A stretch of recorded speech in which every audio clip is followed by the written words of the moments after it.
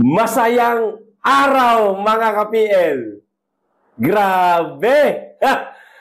Talagang hinahanapan po nila ng butas ang Davao City mga kababayan.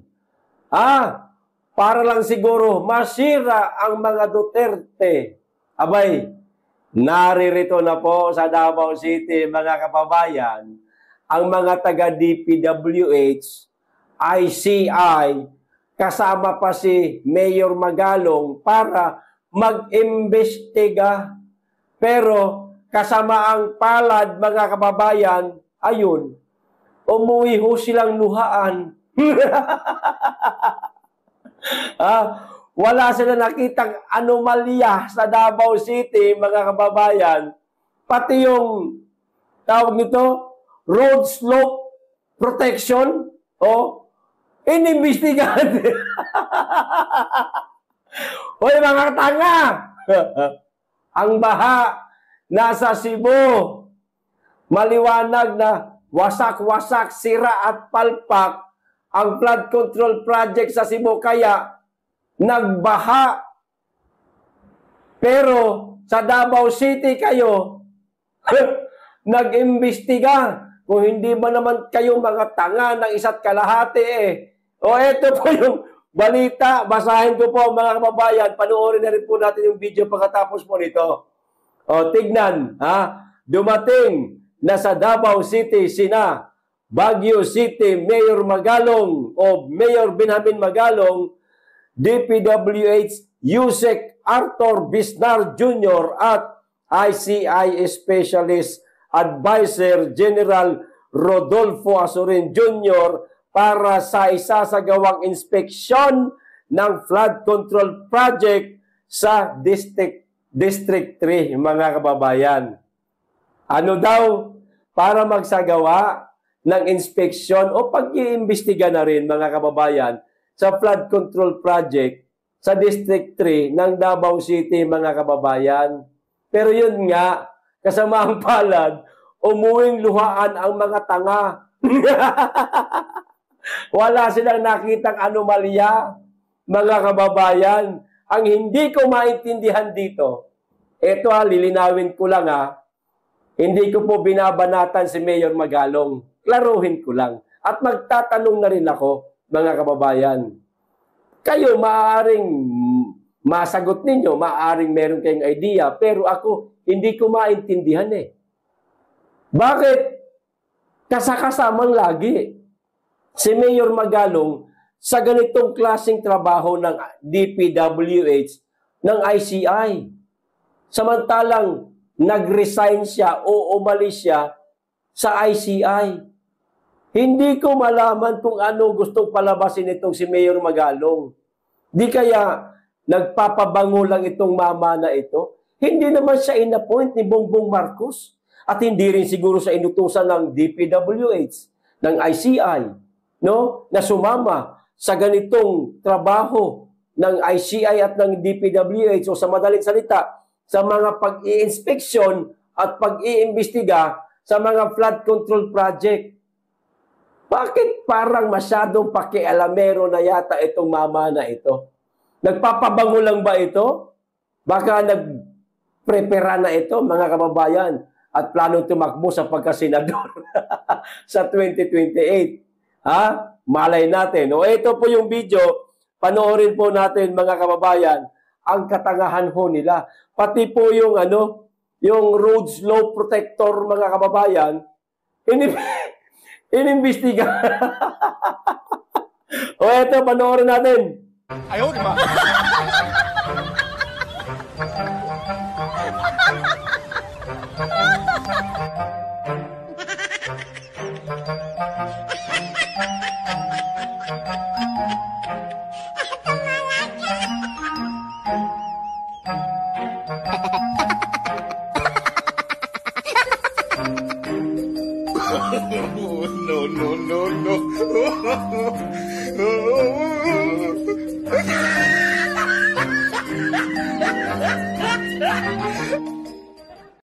Kita nyo na?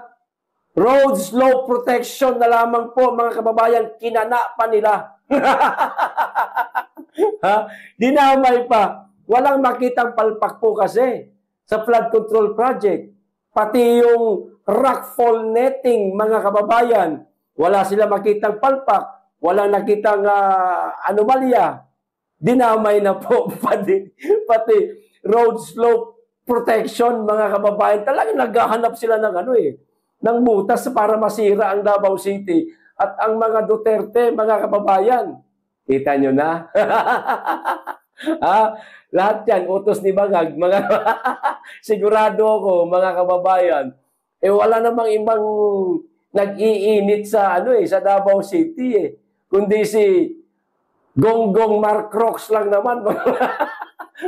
Mga kababayan Diba? Pero ayun, kasama ang palad, wala silang nakitang anomalya. Lumayas, nilisan ng Davao City, bumalik sa Maynila, mga kababayan, ng luhaan. Pero ang Cebu City na ngayon, binabaha at kasama ang palad, wag namang sana, baka maulit pa kasi may papasok na naman na bagyo, baka bahain na naman. Hindi ho nila iniimbestigahan. Mga tanga talaga, mga kababayan, napapaghalata, no? Napapaghalata. At ito ang malupit ngayon, mga kababayan. Ito ho ang malupit ngayon. Alam nyo ba, mga kababayan, na ang ICI, ang ICI, swerte, mga kababayan, walang kapangyarihan. Hindi naman ganun kalakas ang ICI. Pero alam nyo ho ba na pinondohan po, napakalaki po ng pondo. 41.4 million. O ito, the Office of the President orders the release of the 41.4 million budget for Independent Commission on Infrastructure, ICI, for 2025 according to Executive Director Brian Kit Hosaka, mga kababayan. Ang laki ho ng ipinondo ho sa kanila. Para lang po yan sa taong 2025. Ilang buwan na lang po. Ano na ba ngayon? Nobyembre, Desyembre. Nagbagsak pa ng 41.4 million. Aba, tiba-tiba, magdadalawang buwan. Bawas na ang Nobyembre Hindi na buong 2 buwan yan, Desyembre buo pa. Ano petsa na ngayon? 5. Nagbagsak pa ng 41.4 million ang bangag na presidente. Ang laki ho ng pondo nila. Pero wala naman sila naipapakulong ng mga kawatan. Lalong-lalo na yung pinangalanan. Martin Romualdez at Saldico. Di ba? According to Hosaka, the exact approved initial operating budget for the ICI for this year is 41.4 million, mga kababayan. Initial pa po ito, Initial pa po ito. Ayon kay Hosaka, 41.4 million. Initial pa po ito sa loob lang ng 2 buwan gagamitin. Kasi siyempre, January, iba na po, 2026 na ho yan, mga kababayan Yung budget ng 2025, sa 25 lang yan. Yung sa 26, iba na naman yan, mga kababayan. Ganyan sila, tiba sila ngayon, mga kababayan. Initial pa ho yan. Pwede madagdagan, pwede pang mabawasan, pero malabo na po itong mabawasan. Kasi sinabi na ni Hosaka na 41.4 million. Posible pang madagdagan ito. Ang laki ng pondo. Hindi na lang itinulong yung 41 million doon sa Cebu. Ang tatanga talaga, no? Nagbaba pa ng pondo, alanganin ng petsa, Desyembre na, magtatapos na ang taon, mga kababayan. Di ba? He says the DBM has also approved the ICI's staffing pattern and creation of 172 contractual position within the commission. O, kita nyo? Ha? Mga kababa, ang laki ng pondo, wala namang silbi ang ICI na yan. Pustahan tayo, walang maipapakulong yung ICI na yan ng mga kawatan.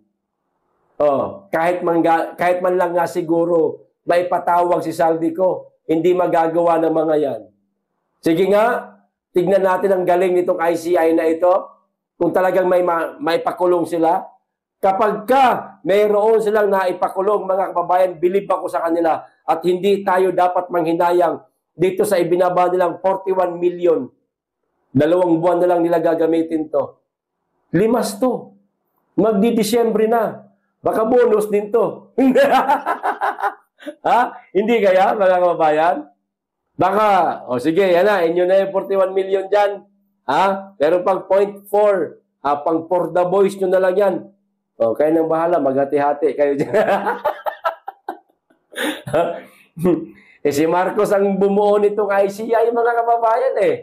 Oh, sabi nga ni VP Inday Sara, yung confidential fund ni Marcos, yun di umano ginagamit, pondo ng ICI. Tapos, iba na naman ito.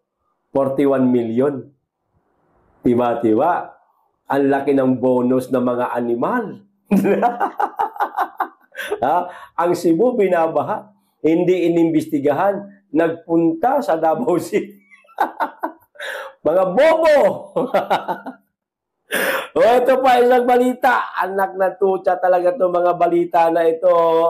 Matatawa ka na lang eh. No? Oh.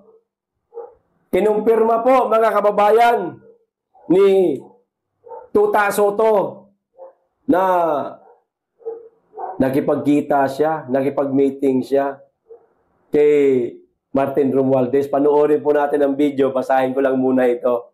Oh, pulong ukol sa Blue Ribbon Committee hearing. Diyan pa lang, oh. Ha? Yan pa lang, mga kababayan. Pang! May something na napapaisip na tayo, eh. Bakit? Oh, ukol sa Blue Ribbon hearing. Ha? Pagpupulong.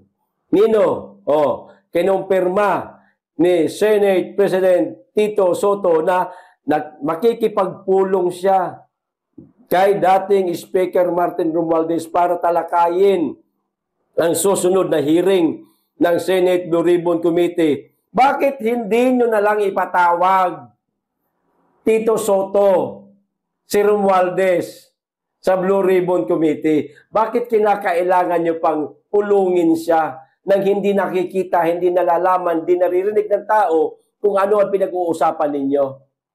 Sa palagay nyo, matatahimik ang kaisipan ng ating mga kababayan gayong kayo'y nagpupulong sa isang tagong lugar na kayo lang nakakaalam, walang media, ha? Sa palagay nyo, mapapalagay ang isip ng ating mga kababayan na wala kayong pinag-uusapang papabor kay Romualdez sa pagdinig ng Senate Blue Ribbon Committee? Ha? Senator Tito Soto, kaya ka binabanatan ni Anjo Iliana eh. Kumakampi ka sa mga kawatan eh. Di ba, mga kababayan? Ano iisipin nila sa atin? Tama itong ginagawa nila? Magkikipagpulong, mag-uusap-usap sila nang hindi man lang natin nalalaman kung ano pinag-uusapan nila? Natural. Mag-iisip tayo ng iba. Di ba? Oh, it might be later or tomorrow. O yan ha, basta within next few days, we will be able to talk ayon kay Soto. Mag-uusap na nga sila. Kasunod ito ng pahayag ni Senate President Pro Tempore Ping Lacson na iimbitahan ng Blue Ribbon Committee sina Romualdez at dating ako, Bicol Representative Saldico sa investigasyon sa flood control project. Maniniwala kayo na dadating sa investigasyon si Saldico, mga kababayan? Ha? Lulutang pa kaya yung animal na yon? Samantalang kanina lang na pag-usapan natin, Meron na di umano siyang death threat. Siyempre, dahilan niya na yun. Idadahilan niya na yun para hindi siya makadalo sa pagdinig ng Blue Ribbon Committee. Ay, hindi na ako pupunta. Meron na akong DT. Oh, may DT na ako. Baka magurgur ako dyan pag uwi ko ng Pilipinas. Yun ang gagamitin ng dahilan, maaari, mga kababayan. No, iimbitahan si Romualdez daw, mga kababayan ha, sa Blue Ribbon Committee sa susunod na pagdinig. Pero, bago mangyari yon, kung totoo man na iimbitahan talaga nila si Romualdez sa Blue Ribbon, mga kababayan, teka, mag-uusap muna kami. Pagkikwentuhan muna namin kung ano yung itatanong namin sa kanya para meron na siyang mga isasagot. Style niyo, bulok! Ang tanga rin ito si Tuta Soto, mga kababayan, alam na nilang mag-iisip ng masama ang ating mga kababayan, dahil makikipagpulong siya kay Romualdez na hindi natin alam kung pinag-uusapan, sinasabi niya pa talaga sa media. Ipinapakalat niya pa. Parang nang-aasar o hindi natin malaman mga kababayan kung ano motibo nitong tao na ito. Dadalo si Martin. Siyempre, kampante ng sasagot yan. Kasi doon sa pagpupulong na mangyayaring gagawin ni Soto at ni Romualdez, meron na mga possible na mga tanong doon. Sir, ito itatanong namin sa'yo. Pwede? Pwede. Ikaw nang bahala sumagot.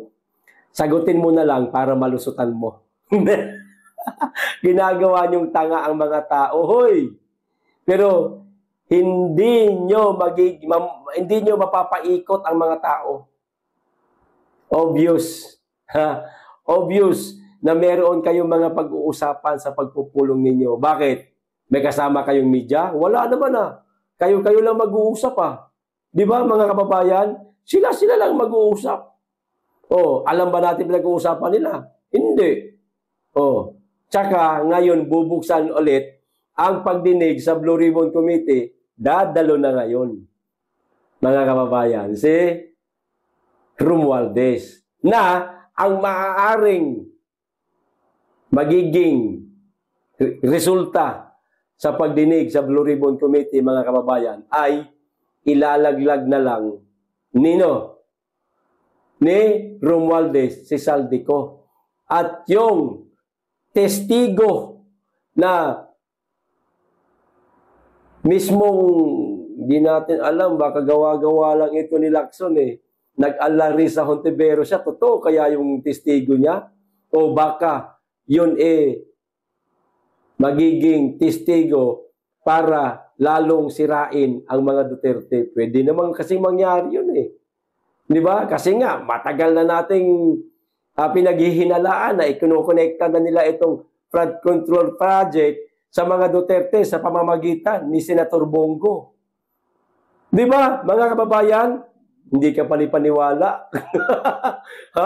Nakakaduda na po itong Blue Ribbon Committee, mga kababayan. Wala nang matinong investigasyon mula sa Blue Ribbon hanggang sa sa ICI. Namamaniobra ni Romualdez tulad yan, mag-uusap yung dalawa. Ano iisipin natin? Di ba? Doon pa lang, meron nang mangyaring rehearsal sa mga tanungan. Ito, tanong namin. Ikaw na bahala sumagot, gandahan mo. Practice tayo. Mali. Ganito sabihin mo, yan, ayos yan. Ganon, di ba? Pwede naman kasi. Ang inang yan. Ginagago talaga tayo nito mga hinayupak na to, mga kababayan Pinapaikot tayo Akala siguro nila hindi natin matutulungan yung laro nila Halata naman Di ba? Magantabay na lang po tayo, mga kababayan, sa sa magiging pagdinig ng Senate Blue Ribbon Committee kung magiging maganda ang resulta ng pagdinig ng Blue Ribbon. baka katawa-tawa na naman yan. Pambubudol, paasa, at walang maipapakulong.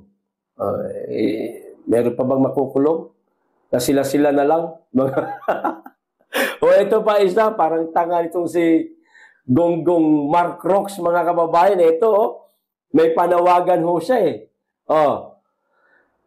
PBBM, nanawagang gawing simple lamang ang pagdiriwang ng Pasko bilang pakikiramay sa mga sinalanta ng bagyo.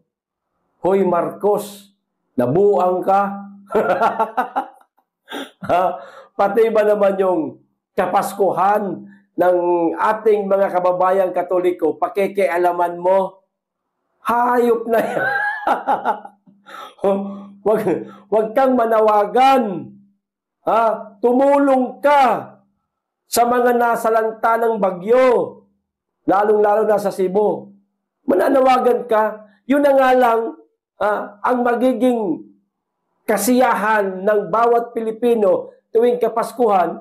Magsasama-sama buong pamilya, magkakaroon ng mga reunion mula pa sa ibang bansa, yung iba, mula pa sa mga probinsya, magsasama-sama para maging buo yung pamilya nila, maging masaya sila sa araw ng Kapaskuhan. Pipigilan mo pa.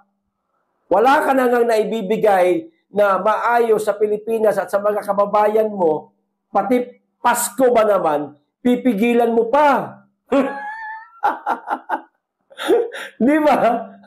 Bangag talaga tong tao na to, mga kababayan. Anong karapatan mo? Na napagbawalan mo ang tao? Hindi naman pera ng gobyerno yung ginagastos ng mga tao sa Kapaskuhan eh. Napakaraming problema sa bansa. Karapatang sumaya ng ating mga kababayan sa araw naman lang sana ng Kapaskuhan. Dahil hindi nasisiyahan ang ating mga kababayan sa administrasyon mo, sa pamumuno mo. Huwag kang makialam kung maghanda sila ng litson, bongga yung kanilang Kapaskuhan, wala kang pakialam dahil wala kang ibinibigay na maayos para sa ating mga kababayan. Simpleng pagbaha, simpleng pagpapakulong sa mga pinangalanan ng mga testigo, hindi mo magawa. Pati ba naman yung Pasko, pagbabawalan mo pa? Maghanda ng bongga yung ating mga kababayan? Ilintik kayo sa Palasyo Malacanang kahit hindi Pasko, ordinaryong araw. Napakasasarap ng mga kinakain ninyo. Pinagbawalan ba kayo ng mga Pilipino? Samantalang yung kinakain ninyo, mula yan sa pera ng ating mga kababayan? Marcos? Pinagbawalan ba kayo? Dapat nga kami, may karapatan na magbawal sa inyo eh. At silipin kung ano yung mga sinusubo nyong pagkain eh. Para mabawas-bawasan mo lang yung gastos eh. Di ba, mga kababayan? Wala kang karapatan, Marcos, na pagbawalan yung ating mga kababayan, ang kapal na mukha mo. Visit na to, pagbabawalan pa yung mga kababayan nating Katoliko na maghanda ng bongga. Kayo nga kahit hindi Pasko, bongga eh. Kahit hindi Pasko, meron kayong mga paputok dyan sa Malacanang na milyon-milyon ang halaga kamamahal ng mga yan. May pupunta lang ng mga bisita. Di ba? May bibisita lang sa inyo, meron na kayong mga fireworks. Di ba gastos yan, mga kababayan? O yung ating mga kababayan gagastos para sa kanilang pagsalusaluhan sa araw ng Kapaskuhan, pagbabawalan pa ni Bangag, tanga talaga mo. Huwag kang makialam kung ano ang ihahanda ng mga kababayan natin sa araw ng Kapaskuhan dahil karapatan nila yan. Ipagbawal mo kung meron kang magandang nagawa sa ating bansa. Kung nakatulong ka sa kanila, yan. Ipagbawal mo pero wala ka naman nagawa, yun na lang sana magiging kasiyahan nila. Hahadlangan mo pa. Hindi ka nga namin hinahadlangan kumain ng pulburon eh. Hinahadlangan, pinagbabawalan mo mga kababayan natin. Presidenteng tanga, mga kababayan. pulburon pa more. Yan ang napapala ng taong mahilig sa pulburon. Hindi na maayos ang mga sinasabi, mga kababayan. Di ba? Meron pa ba tayong pag-uusapan? Wala na. Yun na po, mga kababayan. O, kita-kita po ulit tayo bukas. Hanggang dito lang po muna. Maraming salamat. Mag-iingat kayo lagi at higit sa lahat. Mahalin po natin ang Pilipinas.